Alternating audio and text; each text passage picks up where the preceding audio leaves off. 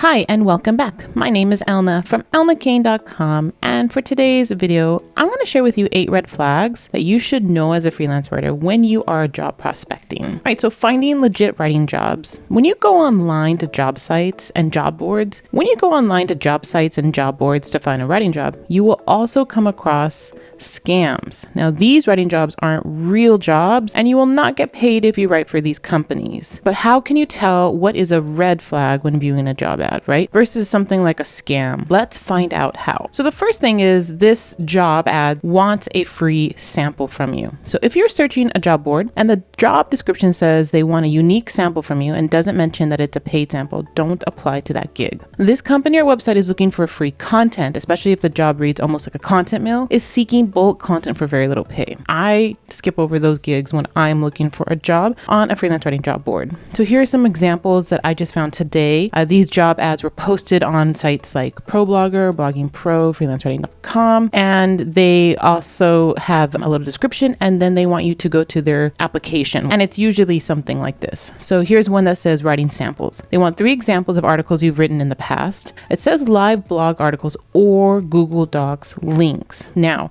this one's okay. It's passable because they do say they do want live blog articles, which are published articles. So you can ignore the Google Docs links. If you're totally brand new to freelance writing, then you can write a quick Google Doc thing, but then publish it on LinkedIn, publish it on Medium. So when you go to your LinkedIn profile, you can just go here to write article. So I'm going to write under my name, put a headline here, and I would just transfer over what I wrote in my Google Docs and put it here, because that would be a live article that then you can get the link to and post in the job application. But this next one is a big red flag. So this one says, please send 1 to 2 links to Google Doc writing examples of original unique content here. Please make sure that everyone with the link has access to read the document. So even though it says links, they mean specific Google Doc links, which means that they want you to write it in Google Docs. Now, this is a red flag to me because that could indicate that this company just wants free content and they can just sort of get it from you because they want 2 pieces right here, and a blog article can be anywhere between 800 to 1200 words. So that is a lot of content that they're getting from tons and tons of writers that are applying to this job, and they can fill their whole blog probably for 6 months or more, right? So I would stay away from those types of writing jobs. So instead of providing a new unpaid work as a sample, direct potential clients to your portfolio instead,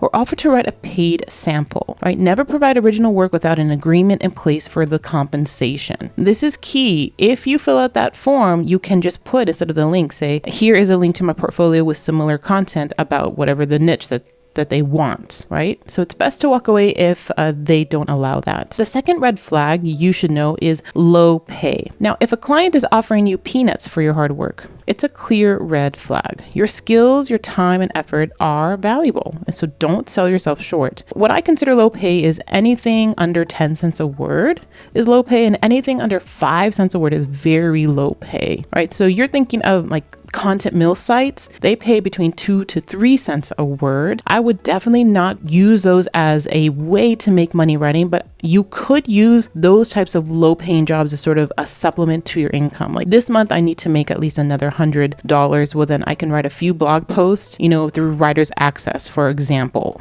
That's fine, but I wouldn't use it as like a springboard to getting better paying clients, because you won't. That won't happen if you write for content mills. So one reason they may not value your writing is that they are using AI to write their posts. So here's another way that clients are devaluing us, not just with like they don't value blog content, but then they use something like an AI writing tool to write their content. So using ChatGPT means they just need one writer instead of hiring 3 or 4 to edit and optimize the content. And jobs like these can be low paying. I have seen, the start of these companies wanting to have a writer edit the content and pay for very, very little. But there are companies out there that value writers and that will pay adequately for this. Here is an example of a recent client that asked me that they switched over, or they have one post at least, I'm not quite sure, of a article written by ChatGPT. They want me to write 400 new new words to this article to bump up the word count. And also, make sure to fact check it, edit it, where it sounds human and all that. And the fee is $150. So for 400 new words for $150, that is totally fine for me. It's lower than my rate currently since I've been writing for almost 10 years, but it is still a really nice rate. And this is something that I can use as sort of a gauging point for any new clients that want me to do this type of work. I can say, well, this is what I can do. And I can give them this little template of I do this, this, and this. This is my fee. I can add 500 new words to your content for this rate. And so that could be something that you could do to, increase your rates so that it's not a low paying job. All right. The next red flag are constant revisions. So don't let a client consistently ask for revisions without extra pay. This is a red flag in a client that doesn't value our work. So sure, minor edits are part of the job, but there's a limit. These difficult clients are only known after you accept the job though. So they may be, a great looking type of client through the onboarding process, but once they give you the article, whatever it is, the content brief, and then you write the post, they just come back with it with tons of edits that you need to fix. If this is the issue, I wouldn't stick around. So with a difficult client, I usually just finish that one project. So I would say something like, dear client's name, despite multiple revisions, it seems our vision for the project aren't aligning. To ensure our needs are met, I think another writer would be better suited than me. I'm more than happy to help you find another writer on such short notice. Best, your name. So you can be a bit more direct with, after this invoice payment that is paid, then I'm no longer going to write for you, or I'm going to have a writer by that time, kind of thing. Next red flag is poor grammar. So online business owners know they aren't the best writers, so they hire out their writing. But sometimes you just get a feeling that if a job ad is poorly written, this client may not have the budget. They may ask that you write like Neil Patel, but it's poor grammar the way they're asking it. I can bet that they aren't willing to pay top dollar either.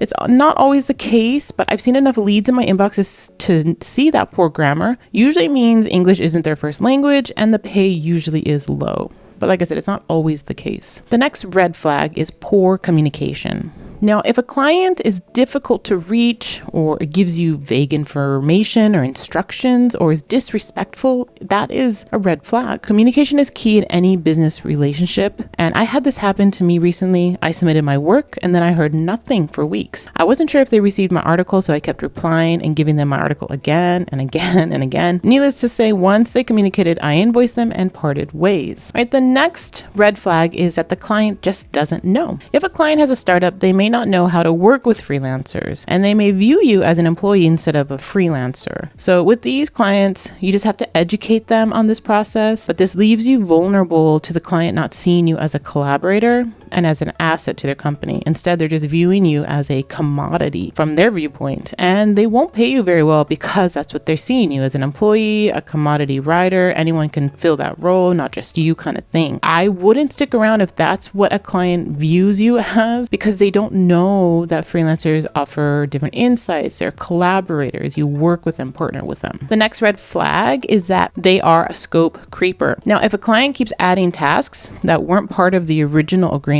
without offering additional pay, it's a red flag, and that's called scope creep. If this happens to you, do the first task they ask, and then after that, you can let them know that any extra task costs this amount, or you can just part ways. It's really up to you. If I have a client that is really needy and nitpicks everything that I write, I'm not going to work for them at all. I might do 1 or 2 posts just to get that byline, and that's it. And then the last one is a client who gossips. Now, this is a new one for me. This happened to me. One of my past clients shared with me their thoughts about other writers on their team. I was uncomfortable with this information that they were telling me, but they kept going on and on about how horrible this writer was and how another writer totally missed the mark for that content piece. I think they thought that if I knew all of this, perhaps I would gauge their expectations for the content, but I was really turned off by that gossipiness. But for me, it just raised the red flags. So I decided to turn down the job. After, we spoke, we had that sort of, initial onboarding process, and that's when they sort of divulged the writers that they had, basically, that they were just not up to par, kind of thing. And so if they thought those writers were like that, then of course they're probably going to think my writing was like that. So it'd be very hard to please this client. Fortunately, I didn't accept that job and I turned it down. Right, so there you go. Those are the 8 red flags to know as a freelance writer. Now, if you're brand new to freelance writing, make sure you go to elnakane.com and sign up to my free course, Get Paid to Write. It's an email course, so you'll get an email from me every day. All right. And let me know in the comments below if you've had any issues with red flags. I want to hear about them. All right. There you go.